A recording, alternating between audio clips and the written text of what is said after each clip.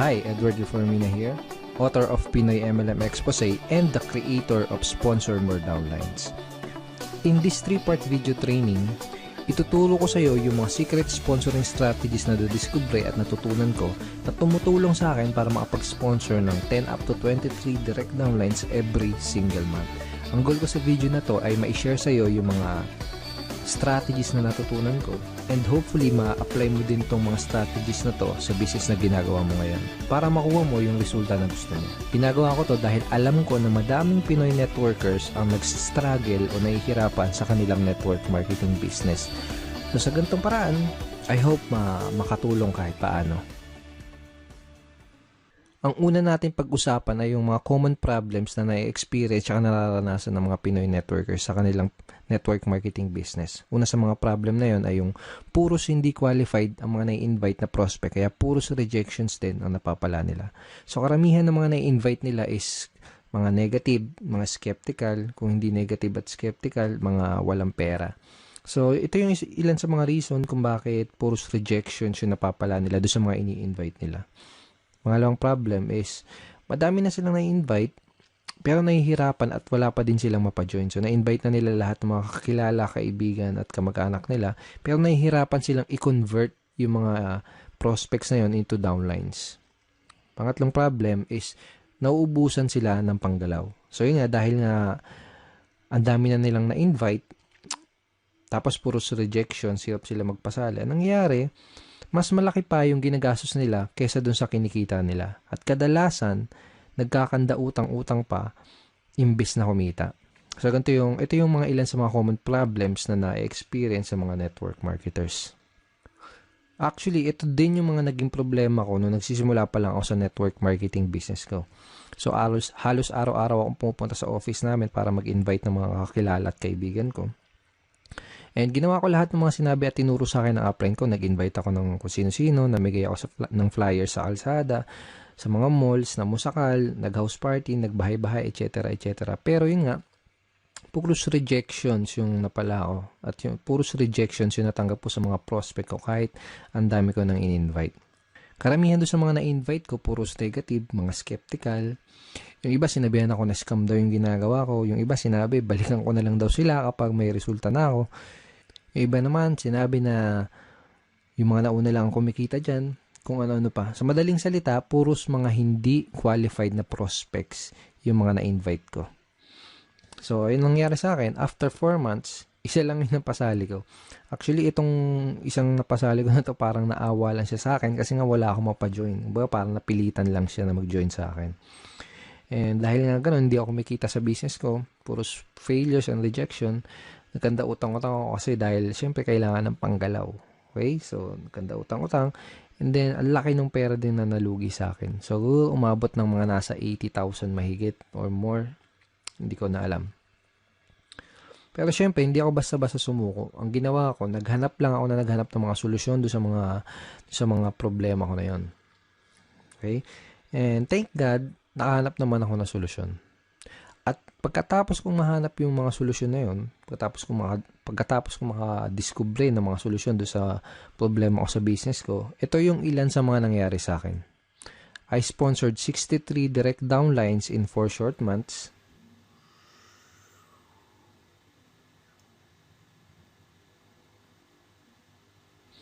And consistently na din ako nakakapag-sponsor ng 10 up to 23 direct downlines every single month. Tapos mas mabilis ko na build yung business ko at nagsimula akong mag-duplicate dun sa mga kagrupo ko. Okay? So, yung mga solutions na natutunan ko, yung mga solution na na-discover ko, yun yung mga pag-uusapan natin sa 3-part video training na to. Yung mga solusyon na yun yung mga matututunan mo sa video training series na to. Okay, so pag-usapan ulit natin yung typical scenario na nangyari sa mga network marketers. So, pumasok sila sa network marketing business nila, first time man or kung may past experience. Pero nangyari ganito, excited sila sa una, pump up sila. So, shinare kagad nila yung business nila sa mga kaibigan, sa mga kakilala, kamag-anak nila. Nag-prospecting agad sila. Nag-share sa Facebook, invite dito, invite doon, invite sa kaliwat kanan yung pag-i-invite. Tapos excited na excited sila and pump up sila dahil ang ine-expect nila is makuha na nila yung mga pangarap nila. Ine-expect nila is makuha na nila yung mga goals nila. Okay? Pero ang nangyayari, unfortunately, puros rejections, puros failures, at puros frustrations yung na sumasalubong sa kanila. Tapos nagtataka sila kung bakit ganun yung nangyayari. Hindi nila alam kung bakit ganun yung nagiging resulta kahit binibigay naman nila lahat ng effort nila. Kahit ginagawa na nila lahat ng mga tinuturo sa kanila. Hindi nila alam na ang tunay na problema kaya sila nahihirapan, ang dahilan kung bakit puros rejections ang napapala nila ay dahil hindi nila alam kung paano mag-pre-qualify o mag-sort out ng mga prospects. Kaya nangyayari, madami silang oras, effort at pera na sinasayang sa pakikipag-usap sa mga unqualified na prospects. Hindi din nila alam kung paano sagutin ng tama yung mga common MLM objections. Kaya kahit qualified na yung mga prospect na kausap nila, hindi pa din nila mapajoin dahil sa mga objections na hindi nila nasasagot ng tama. Okay? At hindi nila alam, karamihan, hindi nila alam kung paano mag-close effectively. Kaya kahit madami silang mga prospects na kinakausap, hirap pa din silang makapag-recruit. Bago ko ituro, bago ko i-share sa iyo yung mga solusyon sa mga problema na to, first, I would like you to imagine na nag-apply ka sa McDonald's. Sabihin natin, nag-apply ka sa McDonald's tapos natanggap ka sa trabaho. Pero ito yung scenario, wala kang kahit anong alam sa pagluluto, hindi ka pa nakapagprito kahit isang beses, hindi mo pa nagagawang magluto sa tanan ng buhay mo. Okay? Ngayon, ito yung tanong. Kapag inutusan ka ba ng manager para pumunta doon sa kitchen para magprito ng burger patty, ang tanong is, magagawa mo ba ng tama yung trabaho mo? Yung inutos sa'yo? Malamang hindi kasi nga wala ka pang background, wala ka pang knowledge para gawin yung task na yan. Tingin mo alam mo kung kailan mo babaliktarin yung burger patty. Tingin mo alam mo kung luto na o kung hilaw pa yung burger patty na niluluto mo. Malamang hindi kasi nga wala ka pa nung idea, wala ka pa nung tamang knowledge para gawin yung trabaho na yun. So para magawa mo yung trabaho, ang gagawin nila sa totoong buhay, ang gagawin nila sa'yo dito kapag nag-apply ka pag pumasok ka sa McDo, ang gagawin nila sa'yo, bibigyan ka nila ng tamang training. Okay? Bigyan ka nila ng tamang training para magkaroon ka ng tamang knowledge. Pag meron ka na ng tamang knowledge, magkakaroon ka ng tamang skills para magawa mo ng tama yung trabaho mo. So, ganun din dito sa network marketing. Kung gusto mong magawa ng tama ang negosyo mo, kailangan mo ng tamang training at kailangan mong matutunan yung mga tamang skills. Lalo na kung first time mo pa lang sa network marketing or kung bago ka pa lang sa business mo. Ang solution dun sa mga pinag-usapan natin kaninang common network marketing problems is to acquire skills. Okay? Kasi kapag meron ka na ng mga tamang skills, tamang network marketing skills, yun yung magiging susi mo para maging successful ka sa network marketing business mo. Okay? Let's face it, kahit ano pang career at kahit ano pang business ang pasukin mo, you need to acquire skills. Kahit yung simpleng pagbabaligtad lang ng burger patty sa McDonald's, kahit yung simpleng ganung trabaho, is kailangan ng tamang skills, kailangan ng tamang training. What more pa kaya yung network marketing business mo, di ba? So, karamihan ng mga networkers parang ganito kasi nangyayari. Para silang sumusugod sa gera na wala silang dalang bala. Kumbaga, hataw sila ng hataw, araw-araw silang humahataw, kahit wala pa sila ng mga necessary skills na kailangan para magkaroon ng resulta at para magawa ng tama yung business nila. Kaya madalas na nangyayari, mas nauuna pa silang mag-quit bago pa nila matutunan yung mga tamang skills. So kung nahihirapan ka ngayon, kung nahihirapan ka makapag-sponsor, kung nahihirapan ka makapag-recruit, kung nahihirapan ka sa network marketing business mo, yun ay dahil wala ka pa nung mga kinakailangan na skills para maging effective na networker. Kung gusto mo ng resulta sa business mo, aralin mo lang mabuti yung mga skills na yun. Ngayon, pag-usapan natin na yung 3 solution skills to success that you need to learn. Ito na yung mga skills na kailangan mong matutunan. Ito na yung mga skills na kailangan mong ma-master kung gusto mong magkaroon ng resulta sa business mo. Okay, first skill is sorting skill. Second is objection handling. Third is closing skill. Ang una natin pag-usapan ay yung sorting. Bibigyan kita ng magandang analogy para mas mag-grasp at mas maintindihan mo na mabuti kung ano ba tong sorting. So sabihin natin may nakita kang 3 mansanas dun sa lamesa. Okay?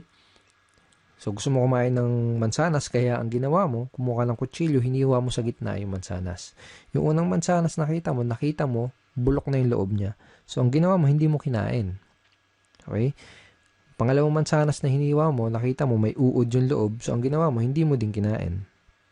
Okay? Yung pangatlong mansanas na hiniwa mo, nakita mo okay na siya. Hinug na at pwedeng-pwede nang kainin.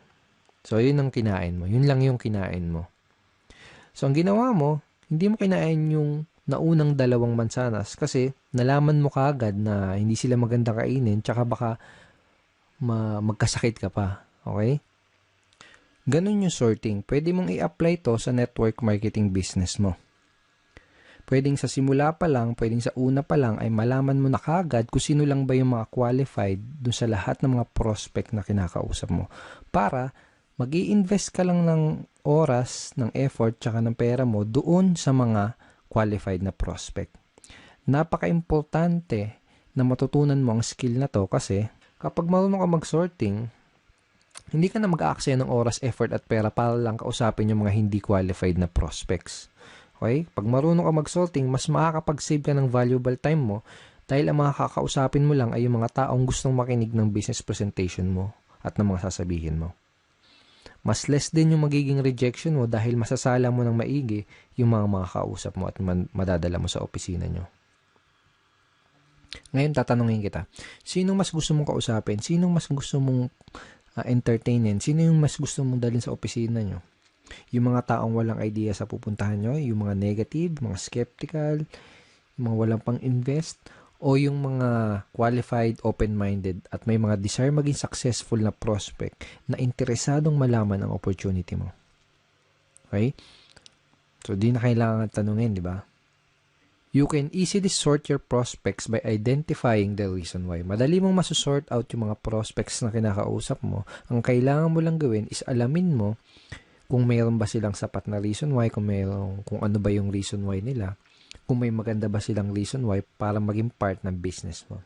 Okay? So, sabihin natin may kinakausap kang prospect, may pinaprospect ka, o kaya sabihin natin may nag-inquire sa'yo sa mga advertisement mo, sa mga online post mo, sa mga post mo sa mga dyaryo, etc. Kung ano man yung ginagawa mong promotion. Ito yung mga ilan sa mga kailangan mong malaman para malaman mo kung qualified ba yung prospect na kinakausap mo.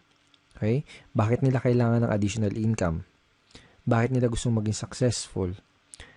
May problema ba silang gusto nilang masolusyonan? Bakit nila gustong magkaroon ng pagbabago at mas magandang buhay? Madali mong ma-identify yung mga reason why ng prospect mo by simply asking the right questions. This time, gusto kitang bigyan ng mga example questions, example lines na ginagamit ko para magawa kong malaman kung yung mga reason why ng prospect ko, para magawa kong malaman kung qualified ba yung prospect na kinakausap ko. So, sabihin natin na introduce mo na yung opportunity mo. Ito yung question na pwede mong itanong sa kanya para malaman mo kung ano yung reason why niya at para malaman mo kung qualified ba siya na prospect para sa business mo. Ito. Pwede mo bang sabihin bakit gusto mong magkaroon ng blank? Okay? So, sabihin natin, in-offer mo yung opportunity mo as a part-time business or home-based business, extra income o kung ano man. Ganito. Ganito sasabihin mo. Pwede mo bang sabihin bakit gusto mong magkaroon ng home-based business? Pwede mo bang sabihin bakit gusto mong magkaroon ng part-time income? Okay? Another example, another variation ng question na to, ito. Ano yung reason bakit ka interesado na magkaroon ng blank? Okay? Again, ilalagay mo doon sa blank kung paano mo ina-offer yung opportunity mo.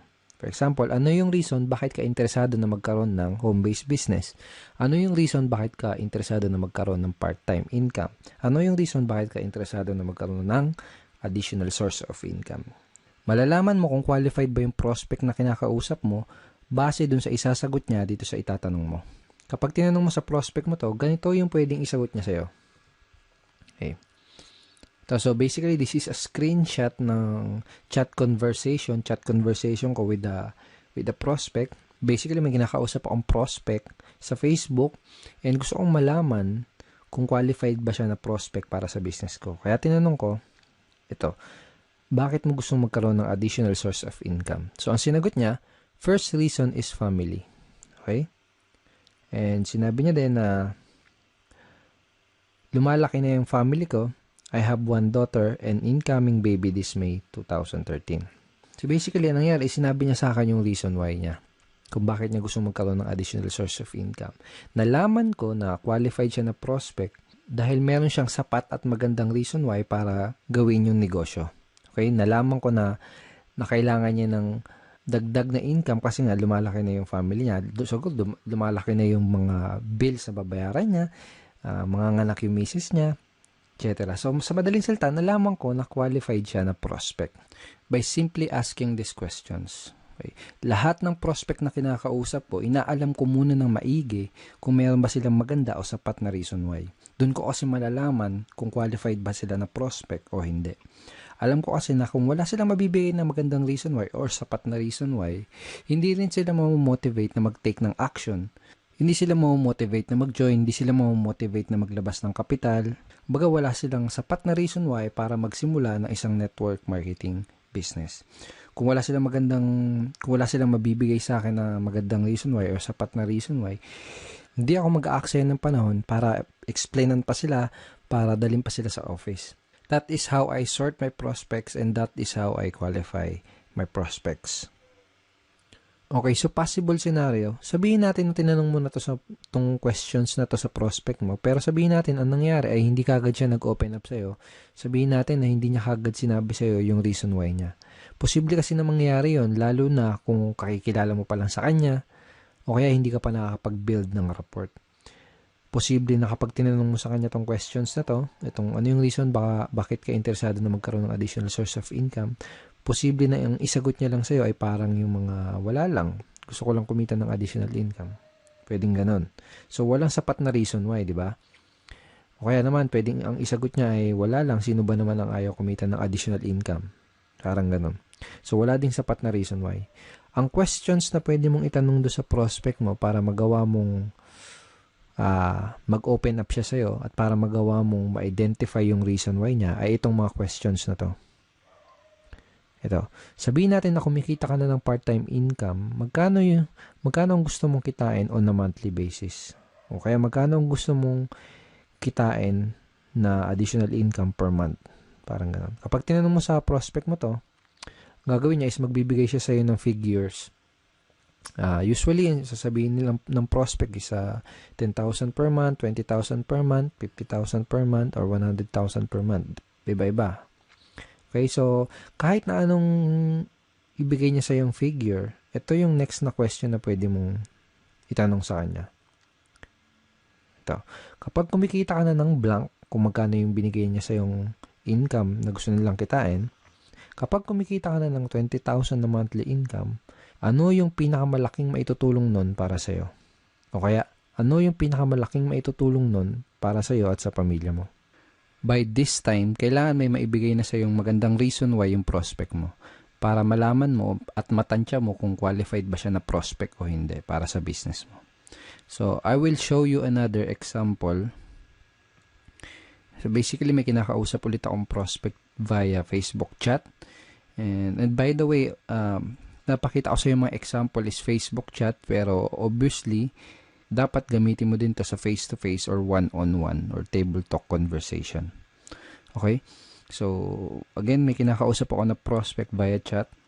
Tinanong ko siya kung ano yung reason bakit niya gusto magkaroon ng additional income pero wala siya nabigay sa akin na magandang reason why. Hindi kagad siya nag-open up sa akin. So, ang ginawa ko, tinanong ko kung magkano ba yung additional income na gusto niyang kitain on a monthly basis. Ang sinagot niya sa akin, 10,000 per month. Kaya tinanong ko sa kanya itong question na to. Okay, sabihin natin na kumikita ka na ng 10,000 na monthly income. Ano yung pinakamalaki maitutulong nun para sa'yo? Ang sinagot niya, sa pag-aaral po, pang-araw-araw na gastos sa bahay, and sabi niya, nakikitira lang po kasi ako sa kamag-anak ko. So, by asking this simple question, napakasimpleng question lang naman, di ba? Pero very, very powerful in terms of identifying your prospects reason why. And very powerful para magawa mong mag-open up sa'yo yung prospect mo. So, by asking this simple question, nagawa kong mag-open up yung prospect at nalaman ko na qualified pala siya dahil may maganda at sapat na reason why pala siya para gawin yung business. So, pag alam mo na yung reason why ng prospect mo, pwede ka na mag-move on dun sa next step, which is to introduce him or her dun sa business opportunity na ina-offer mo. So, kapag alam mo na yung reason why ng prospect mo, kapag alam mo na yung gusto niyang monthly income na kitain, ito yung line na pwede mong gamitin para madali mong ma-invite yung prospect mo doon sa inyong business opportunity meeting or BOM, sa inyong seminar or online video, kung ano man. Depende sa company nyo. Every company, iba-iba yung sistema nila. Okay, so ito yung line na pwede mong gamitin. Kung may maipapakita ako sa yung paraan na pwede kang kumita ng blank per month doing part-time para their why, isisingit mo dyan yung reason why na sinabi sa'yo ng prospect mo. Willing ka bang tignan kung ano yun? So, for example, kung may mapapakita ako sa yung paraan na pwede kang kumita ng 20,000 per month na income doing part-time para magawa mong matulungan yung asawa mo sa mga gastusin nyo or para magawa mong mabayaran lahat ng mga pagkakautang nyo or para makatulong ka sa mga magulang mo, willing ka bang tignan kung ano yun? Kapag tinanong mo sa prospect mo tong question na to, ano sa tingin mo yung isasagot niya sa'yo? Tingin mo sasagutin ka niya ng hindi ako willing tignan yan. Wala akong time. Ganun ba yung sasagot niya? Most likely, ang sasagot niya sa'yo is positive answer. Ang pwedeng isagot sa'yo ng prospect mo ay tulad ng, sige, willing akong tignan kung ano yan. O kaya, mukhang okay yan ah. Ano ba yan? Sige, willing akong tignan kung ano yan. Para mga ganun. So, this is a very effective line na pwede mong gamitin para madali mong ma-invite yung prospect mo dun sa opportunity meeting nyo. Napaka-effective nitong line na to dahil ginamit mo yung reason why ng prospect mo dun sa invitation mo. Ngayon, pag-usapan natin kung ano yung mga pwede mong gawin para mapakinabangan mo na maigi yung mga tinuro ko sa'yo dito sa video na to. Okay? So, ito yung mga kailangan mong gawin. Una, write this example sorting questions that I gave you. So, mamaya balikan mo tong video na to, i-play mo ulit, tapos isulat mo sa papel o kaya i-type mo sa cellphone mo or sa iPad mo yung mga example questions na binigay ko sa'yo. Okay? Second, read this line ng paulit-ulit and try to internalize them. Okay? So, wag mo kabisaduhin. Okay? Mas maganda kung ma-internalize mo siya. Mas maganda kung mas maintindihan mo kung ano yung reason bakit mo siya tinatanong. Basta, tandaan mo, yung mga example questions na binigay ko sa'yo, ang goal mo, kaya mo gagamitin yung mga example questions na yun, ay para ma-qualify mo yung prospect mo at para malaman mo yung reason why nila. Okay? Pangatlo, start asking these sorting questions to your prospect. So, kung may kakausapin ka na prospect mamaya, bukas o sa isang araw, start using these questions. Simulan mong gamitin at itanong yung mga question na yon sa mga prospect na makakausap mo para magawa mong masort yung mga kinakausap mo na prospect at para malaman mo kaagad kung qualified ba sila o hindi sa business mo. Pag ginawa mo yun, mas makakapag-save ka ng time, ng effort, tsaka ng pera mo. Okay? So, thank you so much for watching this video. I hope madami ka natutunan din sa training video number 1. In training video number 2, pag-uusapan natin na yung some of the biggest misconceptions ng mga networkers. Ito yung mga maling akala ng mga networkers na pumipigil sa kanila para magkaroon ng resulta. Pag-uusapan din natin sa training video number 2, kung paano mo sasagutin yung mga common MLM objections. Bibigyan din kita ng free PDF script na magagamit mo sa pagsagot nitong 3 objections na to. So, don't forget to check your email for training video number 2. Ipapadala ko sa iyo yung link ng video number 2 sa isang araw. Hindi bukas, sa isang araw. Okay, sa baba ng video na to, may makikita kang like and share button. Huwag mong kalilimutan na i-click yung like and huwag mo din kalilimutan na i-share tong video na to. And pwede ka rin mag-comment sa baba. Kung may gusto kong itanong, pwede mo rin i-type yon sa comment box below. And I will try my best na sagutin yung question mo. Again, thank you so much for watching this video and see you in video number 2.